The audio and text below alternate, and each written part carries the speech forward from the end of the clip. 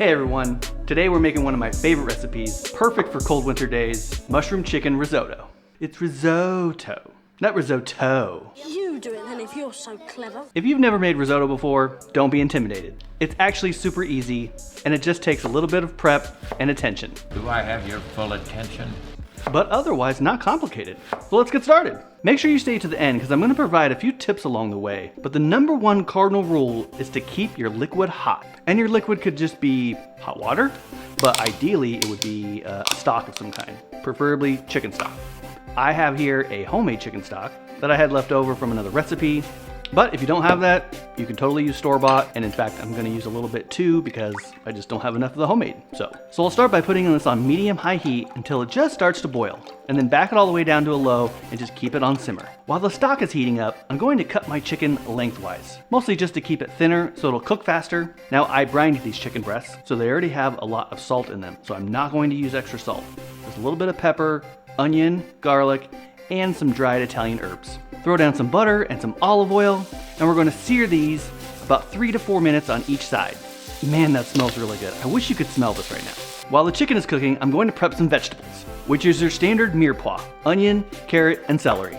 Although because this is an Italian dish, I suppose you could consider it a sofrito, but I'm not going to mince the vegetables, and I'm not going to add any herbs. Or rather, I'm not going to add them now. We'll add them at the end. But I use the mirepoix because it's classic, and it just brings a lot of great flavor to the dish. But the great thing about risotto is really, the options are limitless. You can use whatever you like. In fact, I have another recipe, roasted red pepper and chorizo risotto.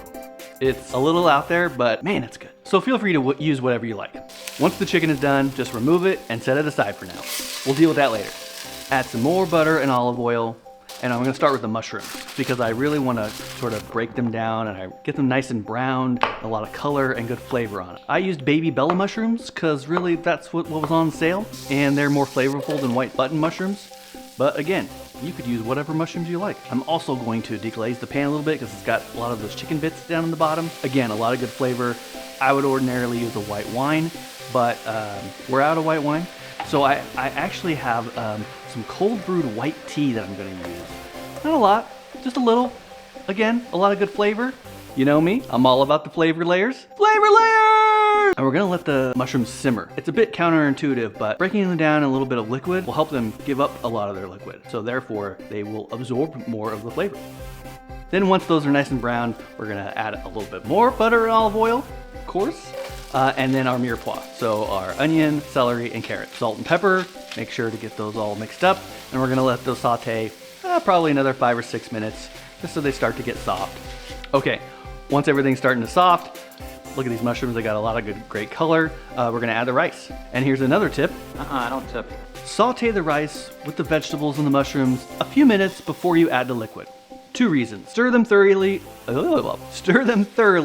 make sure they get coated in the butter and the olive oil. This will help them stay a little bit separate, therefore you'll have separate grains of rice at the end instead of them getting a little bit too gummy. If you cook them too long, they can tend to get a little bit mushy and then they kind of lose some of their texture. Number 2 is it'll toast the rice a little bit. Again, adding a little bit more flavor and texture. Flavor layer! Trust me, it'll yield a much richer and smoother texture to the end product. Okay, now you're ready to add the liquid. Wait, stop! Don't add all the liquid all at once. There's another tip for you, and it's the proper procedure for making risotto. You want to add a little bit at a time, usually about a cup or so of liquid at a time. Toss them in, stir it around, let it simmer. It'll begin to absorb more liquid, stir, rinse, and repeat. And this is what I mentioned earlier, a little bit of prep and a little bit of attention. Once you start this process, you can't walk away. You're stuck at the stove doing this for the next 30 to 40 minutes or so. Okay, when it's done, you want to take it off the heat and add some extra ingredients for, of course, extra flavor. What are we doing here anyway? And that's gonna be some Parmesan cheese and some chopped parsley. I like to add the herbs in first, make sure they get all mixed in, and then the cheese. The cheese can also help with the texture. If you get to a point, maybe you added a little bit too much liquid, but you don't wanna continue to overcook it. A little bit of cheese can help it all become congealed, for lack of a better term. That'll help some of that extra liquid if there is any. If not, I mean cheese. Yeah, do I have to say any more? It's cheese. And this is the point where I add the chicken. It's the very last thing that I do because nobody likes overdone chicken. If you add the chicken in too soon, or if you add it, you know, when you're cooking the rest of the vegetables and the rice and whatnot, it'll just overcook, and that's just no bueno. And voila, you've got yourself a robust, I like using that word, delicious one-pot meal in a little less than an hour.